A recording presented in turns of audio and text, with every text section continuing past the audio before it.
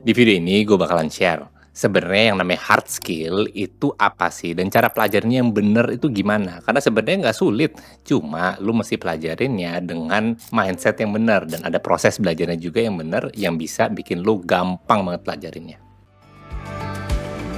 We like Bandung.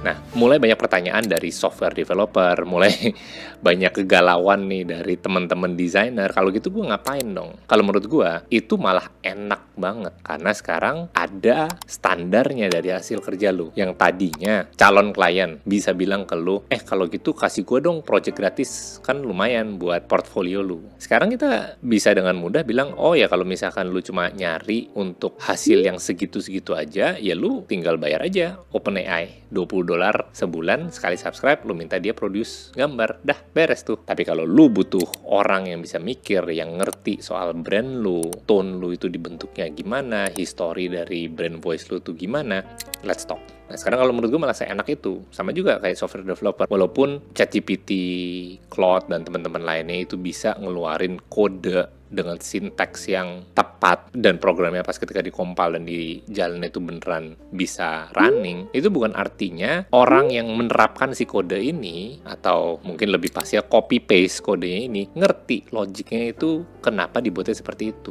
Dan percayalah, yang namanya software itu akan one day juga ada errornya, apalagi kalau udah dibikin bertumpuk-tumpuk layer. Jadi sebagai orang yang ngerti hard skill dan mengaplikasikan secara konsisten, yang kita dapat tuh bukan hanya sekedar pengetahuan hard skillnya dan pengalamannya, tapi yang kita dapat adalah mengerti hubungannya si hard skill yang kita lagi lakukan ini kemana, dan kenapa dilakukannya seperti itu, dan kapan mesti dilakukan dengan cara A ataupun dengan cara B. Oke, sekarang untuk kemajuan karir.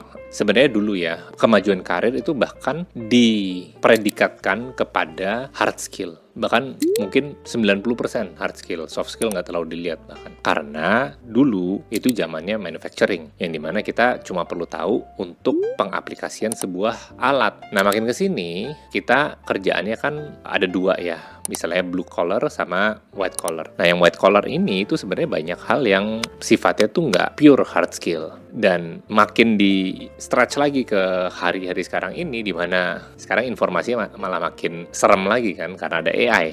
Jadi kita lagi ngomongin soal hard skill. Sebenarnya hard skill itu gampang banget dipelajarinnya. Dan seringkali di industri edukasi ini memakai jargon-jargon dan istilah yang sulit dipahami, padahal sebenarnya konsepnya itu gampang banget. Untuk bisa mempermudah pelajaran kita, sebenarnya resepnya cuma satu. Kita mulainya dari, kita tahu nih ujung-ujungnya kita mau dapat apa dulu. Kita udah tahu nih mau menghasilkan apa, itu sebenarnya hasilnya terjadi dengan sendirinya ketika kita menyelesaikan sebuah masalah.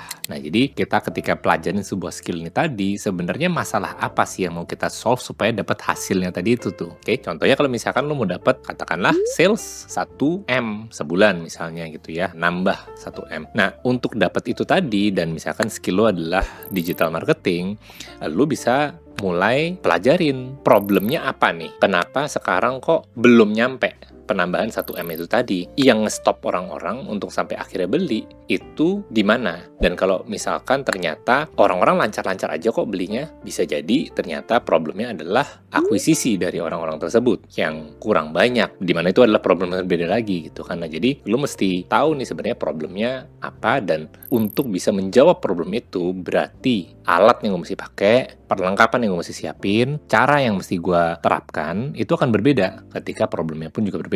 Dan kalau misalkan lu mau untuk belajar karena lu punya impian jangka panjang, lu pengen jadi CEO lah, atau lu pengen jadi top performer di perusahaan lu, atau misalkan lu pengennya jadi entrepreneur, apapun itu, lu bisa lihat dan ambil contoh dari orang-orang yang sebenarnya sudah ada di sana. Dan kemudian ini enak banget ya kalau misalkan let's say lu pengen jadi team lead atau jadi manager misalnya, dan lu tinggal lihat aja orang-orang di perusahaan lu itu yang udah nyampe di sana itu kayak apa mereka ngadepin problem apa aja, dan mereka apa yang mereka lakukan untuk bisa menyelesaikan problem itu. Nah, lu pelajarin deh tuh, mereka ngapain aja, toolsnya apa aja, tiap harinya mereka ngapain, dan aktivitasnya mereka, rutinitasnya itu ada apa aja. Nah, itulah yang kemudian menjadi bahan pelajaran lu untuk lu mulai cari tahu nih. Jadi caranya mereka nge-solve problem customer acquisition, atau gimana caranya mereka ningkatin customer retention atau client satisfaction. Itu gimana? Mereka ngelakuin apa aja. Oke, nah itu sumber belajar yang sangat tangible.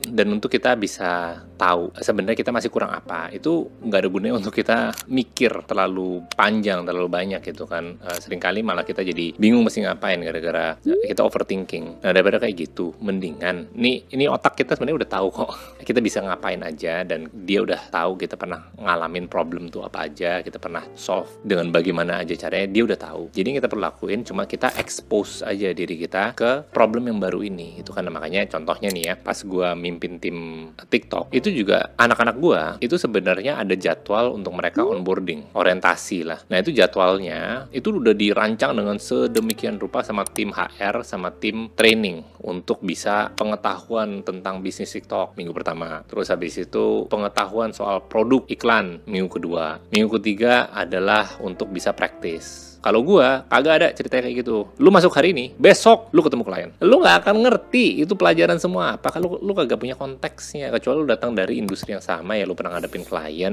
mungkin di agency atau mungkin lu kerja di Google, Meta, atau teman-teman yang lainnya lah. Itu lu nggak akan tahu sebenarnya klien tuh akan nanyanya apa ya. Mereka care-nya sama apa. Mereka butuh dibantunya apa. Mereka ada di industri mana aja. Kalau misalkan industrinya skincare, gimana ya caranya ngomong sama industri yang agak beda, F&B. Nah, itu lu nggak akan tahu kecuali lu terjun langsung. Sebenarnya yang namanya digital marketing, hard skill-nya, tool-nya itu gampang karena beban beratnya itu udah diabsorb sama platform. Contohnya kayak sekarang deh, kita udah kabar-kabar terakhir kan, kita dengar kalau TikTok Shop Ads itu sekarang udah hampir fully automated, atau mungkin bahkan udah fully automated. Orang tinggal buka aja platformnya, masukin budget, pencet tombol, running sendiri dengan ROAS yang bagus. Ini patternnya, again, makin di automate, dan berarti toolsnya itu sendiri makin lama makin pinter, kerjaan kita sebenarnya makin lama makin enteng. Kalau gitu challenge-nya di mana? Challenge-nya jadi berubah. Sekarang fungsi utamanya atau nilai utamanya dari deliverable-nya digital marketer itu bukan di implementasi campaign atau pengoptimalan iklan. Bukan di situ lagi, tapi di mengerti audience ini, market ini,